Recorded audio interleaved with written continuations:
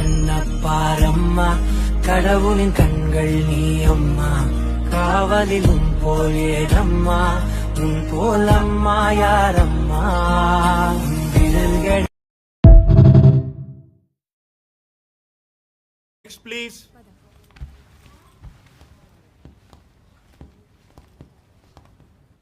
Hello doctor.